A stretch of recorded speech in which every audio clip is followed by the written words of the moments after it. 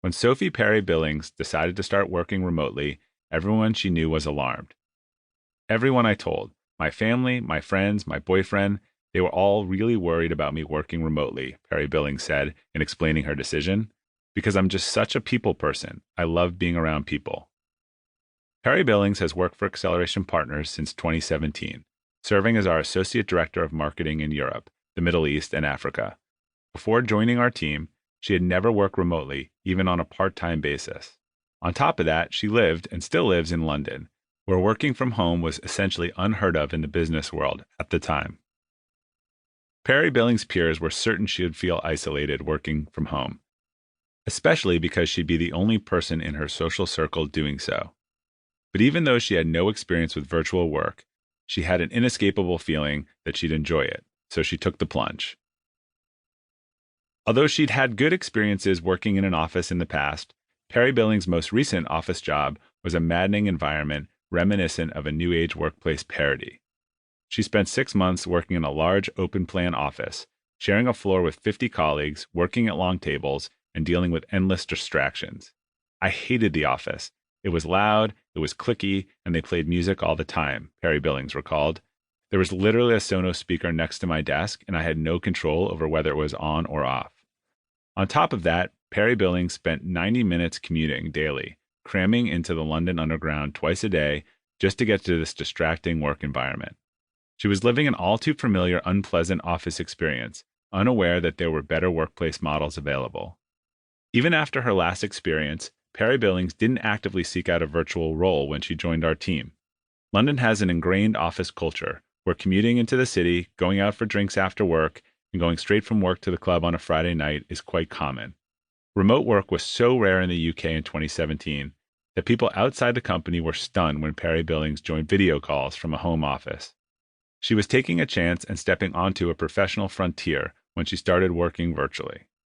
And yet, despite being an extrovert in one of the least virtual work-oriented cities in the world, Perry Billings adjusted quickly, and she has loved working from home ever since.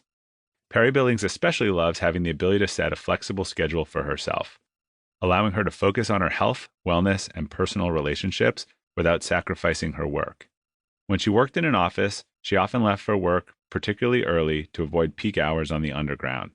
She ate a rushed lunch at her desk and would often eat junk food for dinner simply because she was too exhausted from a full day of working and commuting to prepare anything else. Since transitioning to remote work, Perry Billings has enjoyed, in her words, a drastically better quality of life. She can make space in her schedule to exercise and cook healthy meals. She can set aside extended blocks of time for quiet, focused work without worrying about loud colleagues or blaring music. She can even visit family who live in other cities more frequently and for more extended stays. Before, if I wanted to see them for an extended period of time, I would have to take a day off, Perry Billings said. Whereas now I can work on the train and work at my parents' house. I can spend more time with my family than if I was visiting them for one night over a weekend. Perry Billings acknowledges that her remote work experience isn't perfect. London isn't known for offering spacious homes, and when she first started working from home, she had to keep her desk in her bedroom, as it was the only space she had available. She initially faced challenges separating her work and home lives, including struggling to set a clear time to stop working at the end of the day. While the benefits of virtual work outweigh any drawbacks in her eyes, there were some adjustments even during non-pandemic times. She emphasized that it was helpful that she joined a completely remote organization rather than being one of a small number of virtual employees at an otherwise in-person company. We knew that virtual work wouldn't be an established norm for our European team members, so we made a specific effort to make the onboarding process as smooth as possible for them and gave them resources for a smooth adjustment. As a manager, Perry Billings has helped multiple direct reports to adapt to a flexible working environment. Our organization tends to attract conscientious, highly accountable people, and managers occasionally have to remind employees that they have the freedom to design a schedule that works for them, as long as they accomplish their tasks and communicate clearly with clients and colleagues. In the early days of working from home, Perry Billings needed some encouragement in this regard herself. When I first started, it took a bit of a while to get in the groove of how flexible I was allowed to be, Perry Billings recalled. I would ping my manager and say, "Hey, I'm going to do a workout." And she would say, "You don't need to tell me that. It's fine." That was her way of doing it.